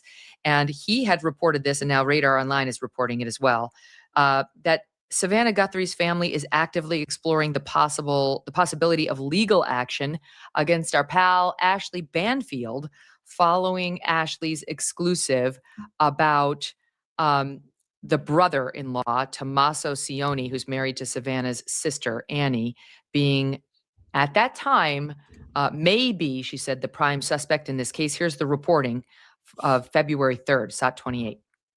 But they have towed Annie Guthrie's car.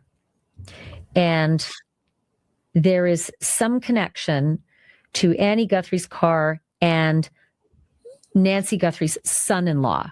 That would be Annie's husband, Tommaso Cioni, age 50, from Tucson, Arizona, married to Annie P. Guthrie, Savannah's sister.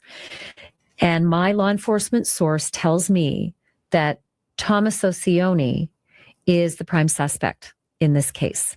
Again, law enforcement source tells me that Nancy Guthrie's son-in-law, married to Annie Guthrie, Savannah's sister, is maybe a prime suspect in this case. At the very least, let me tamp that down, because sometimes it's the first person you're looking at, not prime as in there's no one else. Okay, so let's be really mindful of that. When anything happens like this, familial abductions, the family's looked at first, and Annie and or Tommaso Cioni were the last people to see Nancy Guthrie at 9:45 at night. But it's very distressing to think that this law enforcement source is telling me that Tommaso Cioni is maybe a prime suspect in this case at this point, and that the car belonging to Annie has been towed and impounded and is in evidence.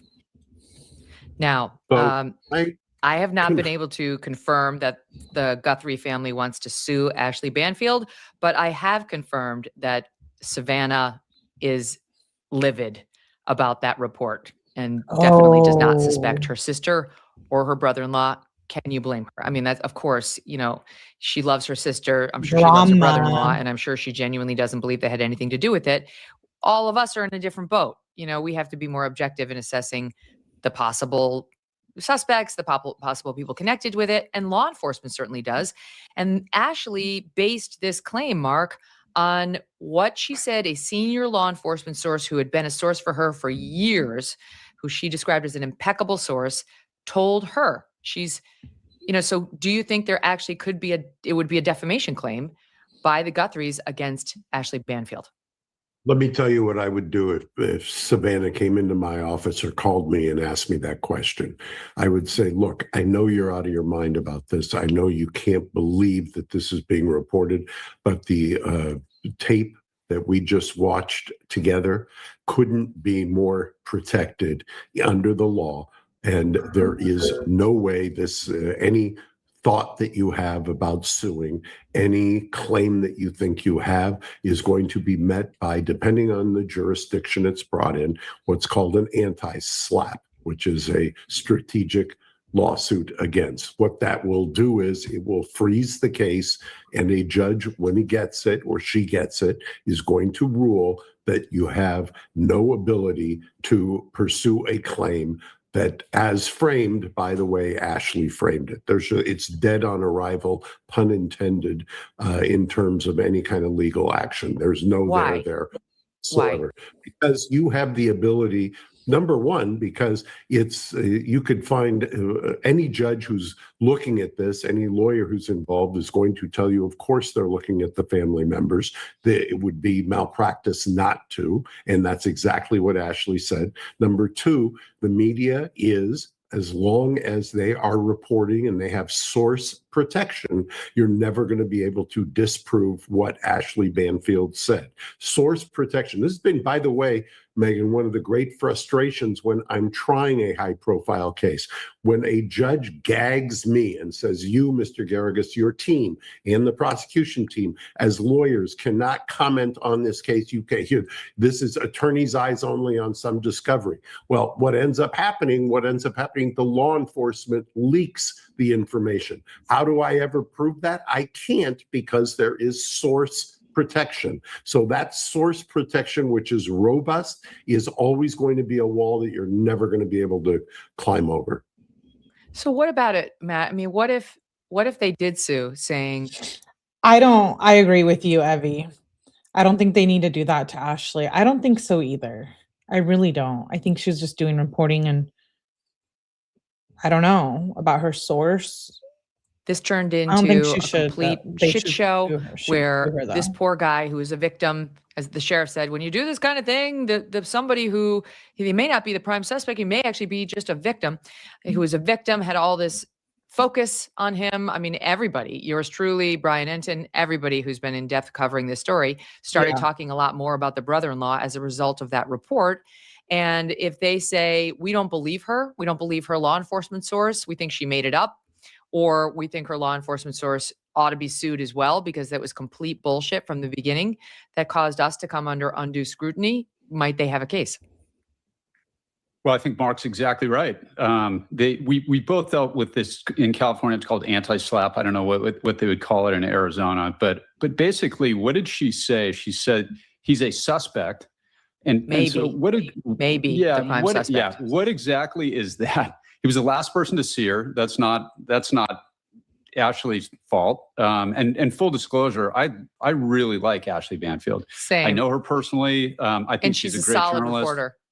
She's a solid reporter. And what she's doing is she's reporting what a source told her. She doesn't say he did it and here's why. She says, I've got information from a law enforcement source who says he is a prime suspect. And even though we've heard that, I think there's even TV shows called Prime Suspect at one point or another. What exactly does that mean? What is a suspect? A suspect means it's somebody that the police are looking at that they suspect, is right there in the word, might have done it. And the entire world is a suspect in a whodunit like this. And Mark's right. It goes nowhere. These are incredibly emotional situations for the family. Wouldn't be the first time that Radar Online has been radically wrong. But again, going back to what Mark said originally, and I think he's exactly right, all roads lead back to the sheriff. If this is a leak from his shop, it's kind of rich that the guy who brought the media in, his department is leaking information. I mean, it could be the FBI, but still it's his show. He wanted to be at the helm of the ship. He's responsible for that at the end of the day. And I had a great quote once on a high-profile case I was working on where high-placed people in the Orange County Sheriff's Department kept leaking information under an old sheriff who actually wound up going to federal prison that Mark knows all about.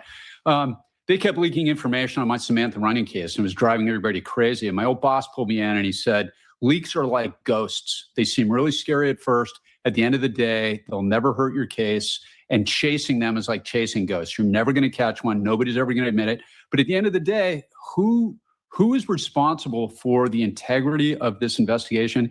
It's the same sheriff that's complaining about it. I think Mark's right. It goes nowhere. I would also counsel them, you know, this is a terrible situation you're in. You're very emotional. Of course, they're going to look at everybody in the family.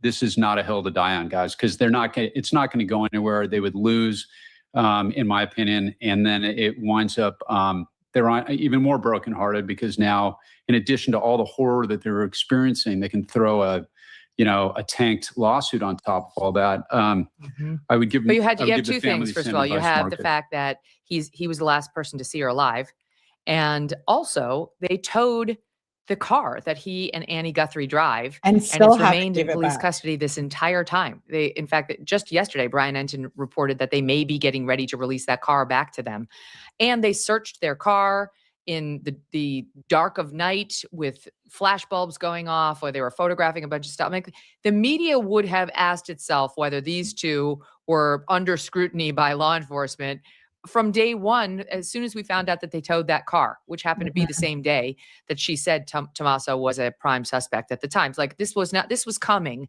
with or without Ashley Banfield. And the other thing, Matt, is if they did, let's say they said, we don't care, we're suing anyway. I got to be honest, it's kind of a dream for a person in Ashley's situation, because then I get all sorts of discovery from you on whether what I said is true. Now I'm really going to get up in your business and find out everything law enforcement knows about whether you in fact may have done this. Yeah, I hope they don't go down that road. I really do. I really hope so too. It'd be a tragic distraction to all of this. Think about this. Okay, so I agree. I thought that was interesting. You know, it is alleged. We don't know, but I hope that Ashley Banfield does not get sued for that. Last topic. I don't know if you guys have heard about it. I've seen some segments, not like too much from other creators, but the UFO general who is missing. So he goes by William Neal. I'm going to give you guys a couple case facts and then we'll watch short clips. And this is the last topic. We do have Kenzie live after this. So he goes by William Neal McCasslin from Albuquerque, New Mexico. He was 68 years old. He was retired U.S. Air Force Major General. The background is former commander of the Air Force Research Laboratory and the Phillips Research Site at Kirtland Air Force Base. He joined the Air Force in 1979 after graduating from the U.S. Air Force Academy with a degree in astronautical engineering. So when and where he disappeared, February 27th, 2026. So it's been about 2 weeks. Last seen around 11 a.m. at his home near Quail Run Court in Northeast Albuquerque. Time window, investigators believe he disappeared between 11:10 a.m. and 12:04 p.m. when his wife briefly left the home for a medical appointment and returned. What was left behind versus missing? Investigators say several items were left at home. What was left behind was cell phone, prescription glasses, watch, or wearable tech. What was missing was hiking boots, wallet, and a .38 caliber revolver. This has led authorities to believe that he may have left the home voluntarily, though his destination is unknown. Evidence found during search A gray U.S. Air Force sweatshirt was discovered about 1 to 1.25 miles from his home. It has not been confirmed whether the sweatshirt belonged to him. Bernalillo County Sheriff's Office is who's involved, and the FBI has now stepped in as well. Investigators also requested surveillance footage from hundreds of nearby homes. They conducted neighborhood canvassing and interviews, and a silver alert was issued. He is about 5'11", 160 pounds. Hair is white, eyes are blue. Why are we interested in this? We're interested in this because he's connected. He's mentioned in the Epstein files with John Podesta. So, you know, I'm obsessed with the Epstein files. And also, he is a UFO researcher. And some alleged that he went missing around the same time Trump mentioned something about UFOs. And some say that it's related. I think I'll tell you guys what I think once we're done with the clips and the information. So UFO Defense Research Connection, why the case is getting attention. So he previously ran major military research, including Air Force Research Laboratory, space and advanced weapons projects, work associated with Wright-Patterson Air Force Base, historically linked to UFO speculation. He had an unpaid advisory role with a UFO-focused company founded by musician Tom DeLonge. His wife says he did not have secret knowledge about extraterrestrials, and many rumors circulating are false. I don't believe that. I think he knew a lot. As of today, still missing, no confirmed sightings, no evidence of foul play so far. So, what do I think? Let's get into a few. I think this is juicy. Let's look at this post. We're going to look at a couple X posts. So this one says, Red Panda Koala says, the Air Force Major General that vanished last week may have believed Iran was under influence of aliens. I believe it, guys. I believe that he's missing for a reason. His wife didn't say that he had like dementia or anything. Kind of like Nancy, he was very sound mind. General Neil McCasslin has been missing since last week. Let's watch the clip. Actually, let's look at this one first, and then we'll watch this clip later. Okay, this one. Cleared, very highly respected. And of course, as you rightly noted, Air Force Research Laboratories, Wright-Pat, is the location where the rumoured UAP materials from the 1947 Roswell incident were taken.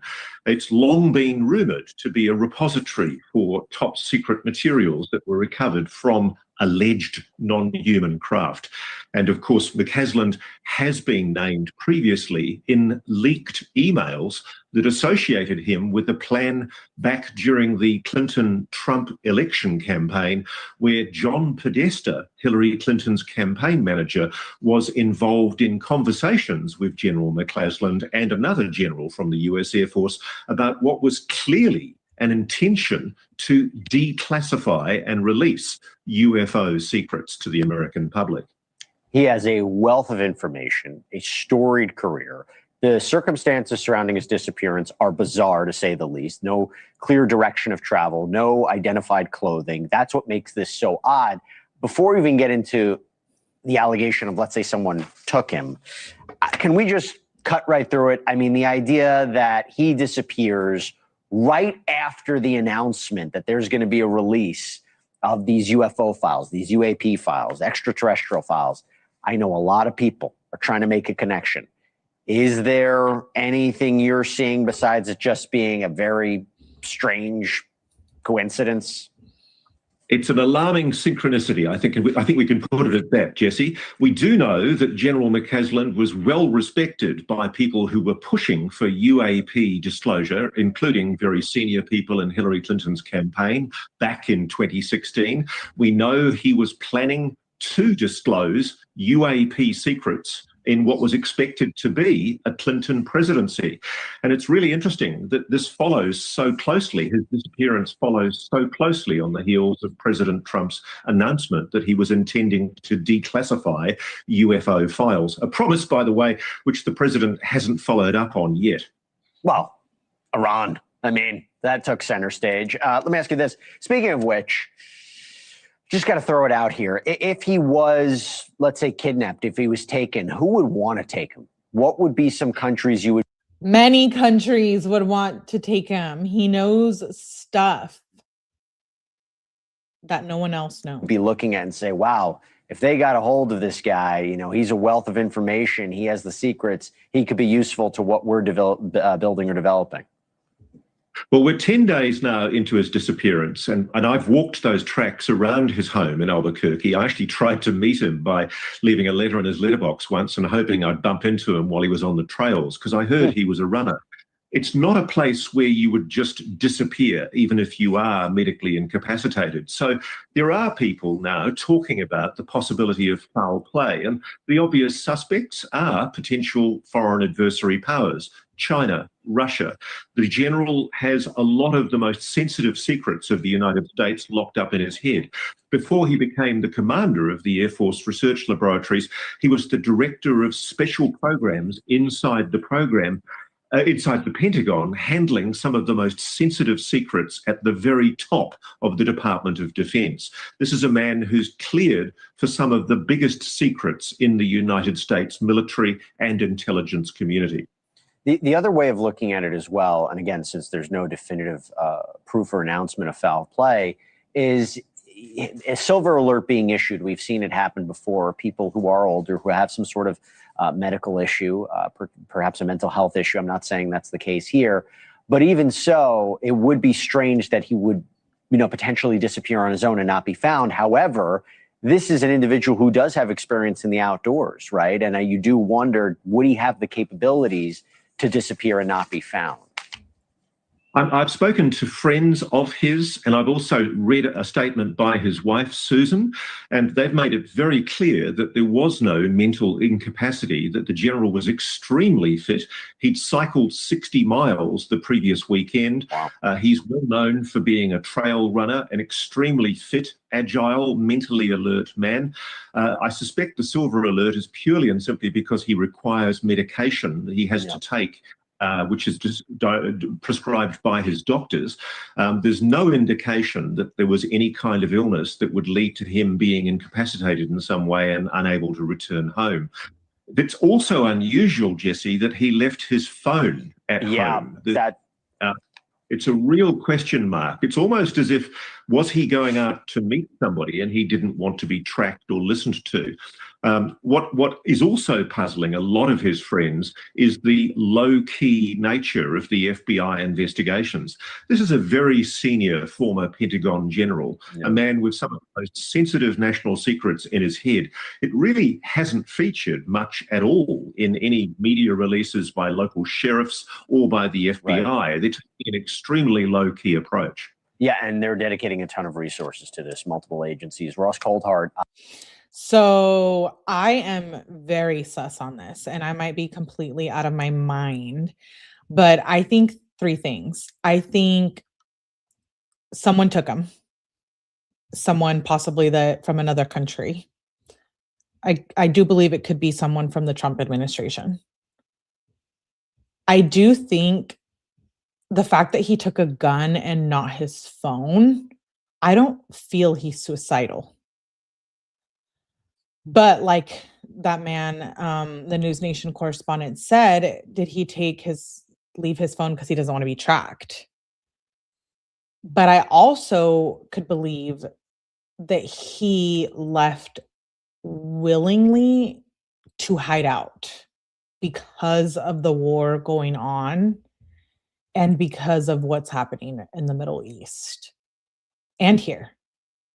It's very suspicious they are downplaying this. Yes, there's not a lot on it. Like I said, it's been out for a few days and I've just been stuck on it.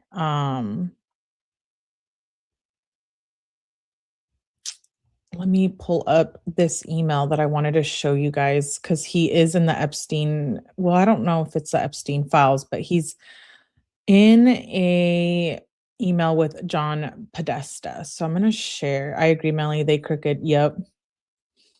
Yeah, I mean, this is very wild. So this post here, it's by Interstellar. It says, okay, William Major General is missing. He knows so many things too. So right here, longtime AFB leader named in 2016 Podesta emails. DeLong called him a key advisor who knows what I'm trying to achieve.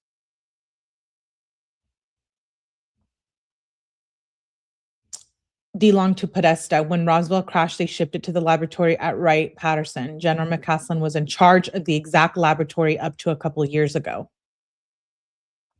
Coincidence or timing? That's too perfect with everything happening in disclosure right now. This isn't just any retiree. This is one of the names that's been whispered about in UFO circles for years.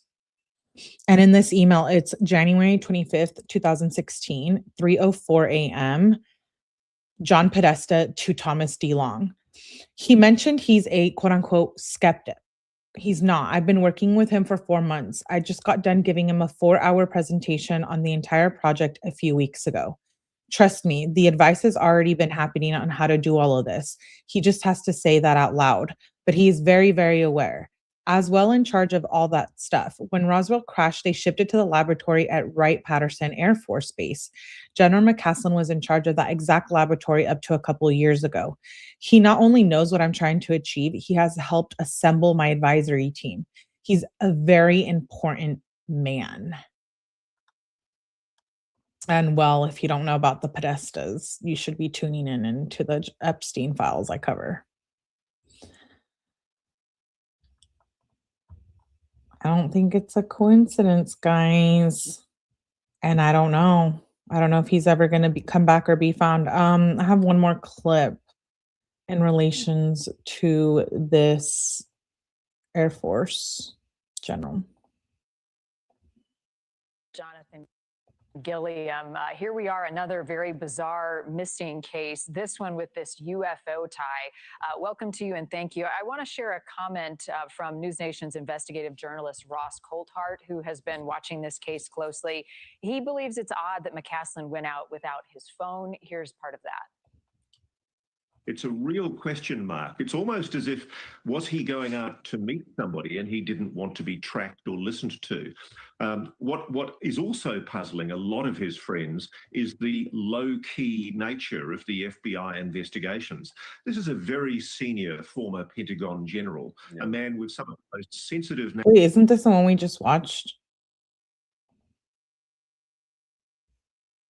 Oh.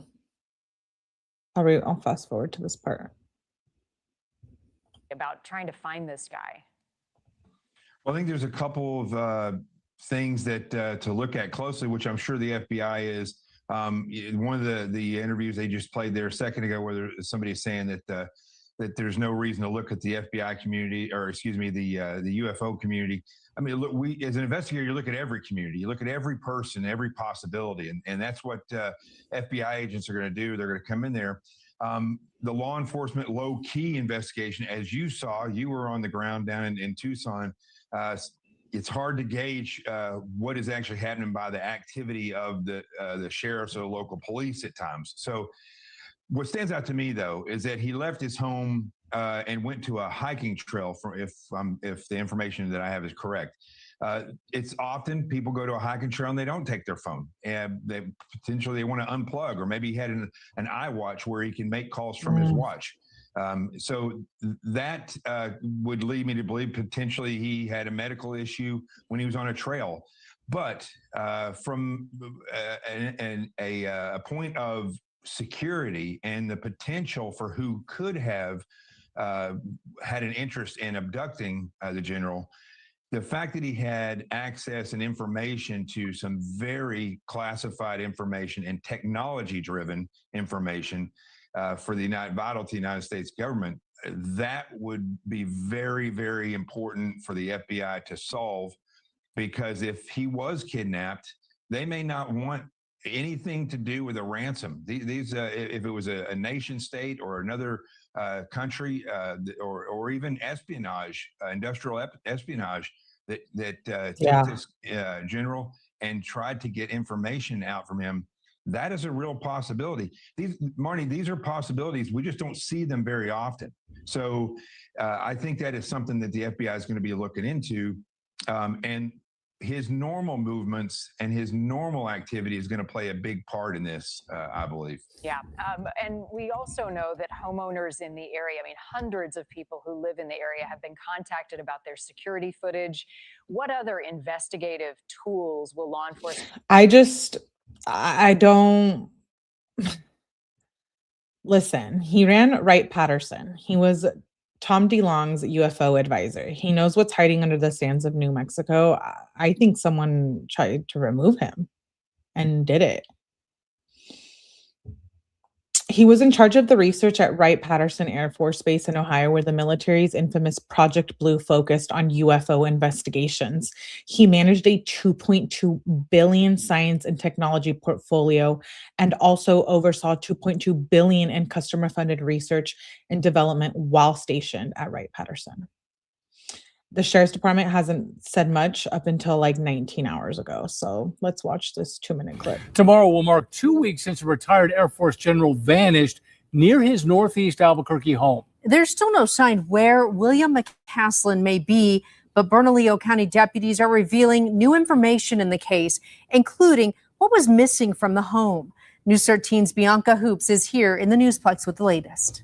Jess and Dean, for weeks, BCSO has scoured a Foothills neighborhood searching for any evidence where William Neal McCasslin may be. Today, they released a timeline of events based on what they have learned so far. They say there's currently no indication of foul play. BCSO says on Friday, February 27th at 10 in the morning, a repairman was at their home off Tramway between Paseo and Academy and spoke with McCasslin. They say McCasslin's wife left for a house for a doctor's appointment at 11. She returned an hour later but discovered her husband was gone, leaving behind his glasses, cell phone, and wearable devices. She called police to report him missing and reached out to friends and family to look for him. Investigators revealed today that they believe he was wearing this green button-up shirt you see on the screen. BCSO says other items are not accounted for, including McCasslin's hiking boots, wallet, and his .38 caliber rifle, or revolver, in a leather holster. A week later, deputies found an Air Force sweatshirt more than a mile away from his home, but at this point, there is no indication whether it belongs to McCasslin. McCasslin retired from the Air Force in 2013. His service included time at the Phillips Research Site at Kirtland Air Force Base in Albuquerque. The original Silver Alert indicated McCasslin has several medical issues that raise concerns for his safety. Today, a neighbor told me off camera that he and McCasslin were close friends. Called McCasslin sharp and brilliant. Family members have echoed similar sentiments on social media. We reached out to BCSO for comment today. They say because of the large volume of requests, they are not doing one-on-one interviews. They do say they will provide written updates and media availabilities when they have information to share. Back to you. So his wife did come out and say that she doesn't think he left willingly. And I think it's very odd, that he left with a revolver and no phone. I wonder if he was being threatened. Someone was like, "We're down your street," or whatever. "Meet us here. Don't bring a phone." And he's like, "Oh shit!" and grabs his gun and goes and meets someone. He knows too much information. I don't believe he left willingly. I don't. With everything going on in the world right now, if you're into the politics and in the Middle East and everything, someone either has him, took him out, even another country. I wouldn't doubt that. You guys, he's one of the only people that know stuff about that research lab in UFOs. Can you imagine? He knows where things are hidden. He knows where things are. He knows people that know things. He's a very important man. So I hope